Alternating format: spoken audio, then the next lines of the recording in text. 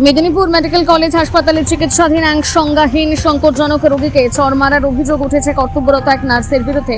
ঘটনাটি নিয়ে হাসপাতাল কর্তৃপক্ষের কাছে লিখিত অভিযোগ দায়ের করেছে মৃতের পরিবার। মেদিনীপুর শহরের সিপাহীবাজার এলাকার বাসিন্দা বৈশাখী খান গত শুক্রবার প্যানক্রিয়াসের গুরুতর সমস্যায় আক্রান্ত হয়ে হাসপাতালে ক্রিটিক্যাল কেয়ার ইউনিটে ভর্তি হন।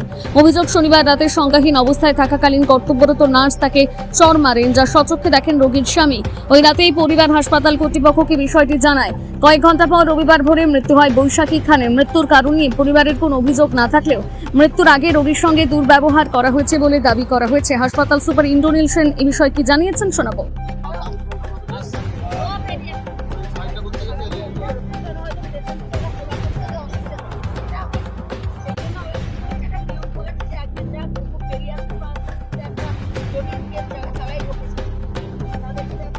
মানে পেনকাইটিসের ব্যথা ছিল, ভর্তি করা হয়েছিল।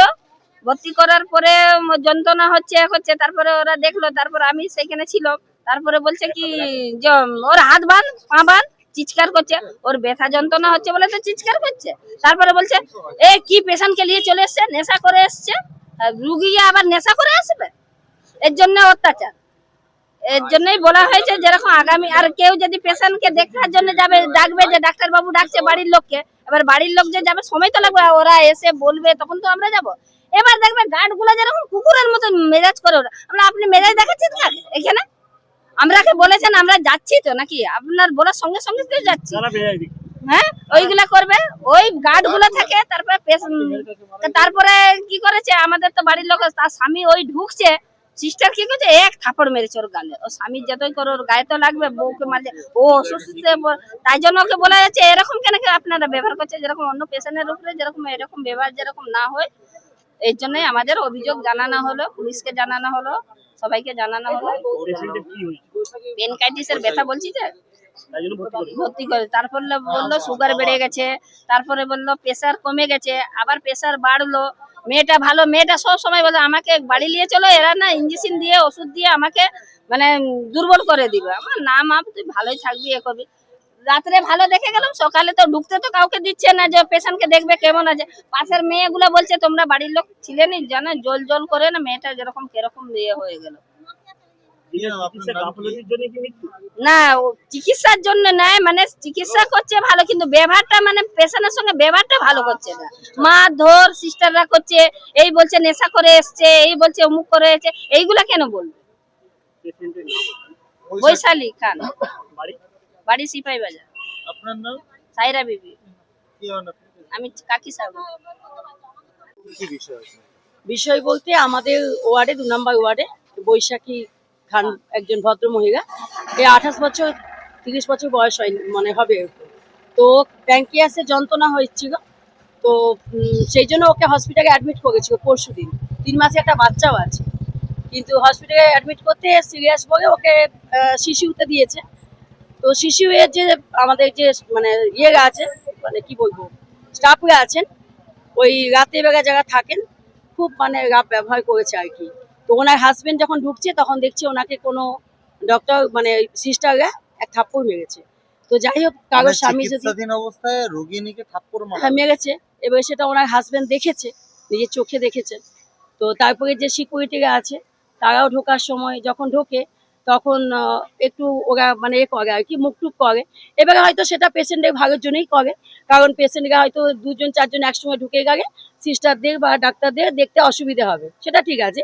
কিন্তু সব বাড়ির লোকই তো চাইবে যে পেশেন্টরা ভেতরে থাকুক, তারা আমাদের যেন যত্নে থাকে বা এতে থাকে। তো সেটাই ওনাদের আক্ষেপ। তো আমি এলাম, আমাকে খবর দিতে আমি এলাম। তো যারা ছিলেন তারাই বিস্তারিতভাবে বলতে পারবেন। তো আমি এটুকুই বলবো যে আমাদের জানানো হয়েছে, ওনারা অভিযোগ জানিয়েছেন এবং বলেছেন আমাকেও বলতে, আমি এলাম, এসে দেখলাম। তো আমি বললাম নাকি সিস্টাররা বলেছেন এখানে ওয়ার্ড মাস্টার মশাই নাকি বলেছেন যে তার এ করা হোক, ওই পোস্টমর্টম করা হোক। মানে পোস্টমর্টম করার কোনো দরকার নেই। হ্যাঁ, মারা গেছে সকালে। তো সিরিয়াস বলে শিশুতে ঢুকিয়েছিল, এনেছিলেন, রেফার করেছিলেন। তো যাই হোক, আমি এটুকুই বলবো যে আমাদের মাননীয় মুখ্যমন্ত্রী যেভাবে আমাদের পরিষেবা দিচ্ছেন, তো সেইভাবে যেন যারা এখানে পরিষেবাটা দিচ্ছেন তারাও যেন সুষ্ঠুভাবে সবার সাথে ভালো ব্যবহার করে।